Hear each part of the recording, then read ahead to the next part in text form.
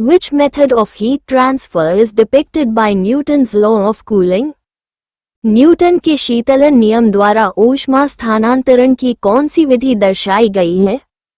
Molecules of a liquid and gases are not confined to a certain point. They change their position. In this case, heat energy is transported from one point to another the moment of this molecule. This phenomena of heat is called as convection. Newton proposed the fundamental heat convection equation called as Newton's law of cooling. द्रव और गैसों के अणु एक निश्चित बिंदु तक सीमित नहीं होते हैं, वे अपनी स्थिति बदलते हैं। इस स्थिति में ऊष्मा ऊर्जा एक बिंदु से दूसरे बिंदु तक इस अणु के क्षण में स्थानांतरित होती है। ऊष्मा की इस घटना को संवहन कहा जाता है। न्यूटन ने मौलिक ऊष्मा संवहन समीकरण का प्रस्ताव रखा जिसे न्यूटन का शीतलन नियम कहा जाता है। What are the stage of coal formation? कोयला निर्माण की अवस्था क्या है? Coal is a fossil fuel and is made from the remains of plants. Coal is formed in various stages from pit to anthracite. Different stage of coal formation are plant debris, peat, lignite, brown coal, subbituminous coal, semi-anthracite coal, anthracite coal. कोयला एक जीवाश्म ईंधन है और पौधों के अवशेषों से बनता है। कोयला गड्ढे से एंथ्रेसाइट तक विभिन्न अवस्थाओं में बनता है। कोयला निर्माण की विभिन्न अवस्थाएं हैं पौधों का मलबा, पीट, लिग्नाइट, भूरा कोयला, उप बिटुमिनस कोयला, अर्ध एंथ्रेसाइट कोयला। What are the main biomass fuels?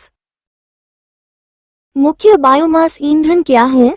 Biomass fuel is a renewable fuel obtained from the living organism. It is obtained from the waste materials of plants, wood, agriculture wastes and dead parts of the plants. Biomass ईंधन जीवित जीव से प्राप्त एक नवीकरणीय ईंधन है। इसे पौधों, लकड़ी, कृषि अपशिष्ट और पौधों के मृत भागों के अपशिष्ट पदार्थों से प्राप्त किया जाता है। What happens to temperature of water when heat is added after boiling? जब उबलने के बाद पानी में गर्मी डाली जाती है तो पानी के तापमान पर क्या प्रभाव पड़ता है? Any heat added to water after sensible heat is start steaming of water and water is converted into steam. When heat is added further steam is called as dry saturated steam having no water particles. If further heat is added to dry saturated steam this steam is called superheated steam.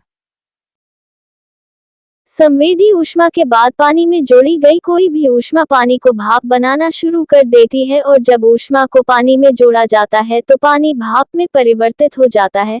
इस भाप को शुष्क संतृप्त भाप कहा जाता है जिसमें पानी के कण नहीं होते हैं। यदि शुष्क संतृप्त भाप में और ऊष्मा जोड़ी जाती है तो इस भाप को अतिउष्ण भाप कहा जाता है। Define latent heat. गुप्त ऊष्मा को परिभाषित करें। The heat added to water at boiling temperature to convert dry saturated steam is called latent heat of vaporization. शुष्क संतृप्त भाप में परिवर्तित करने के लिए उबलते तापमान पर पानी में जो ऊष्मा डाली जाती है उसे वाष्पीकरण की गुप्त ऊष्मा कहते हैं।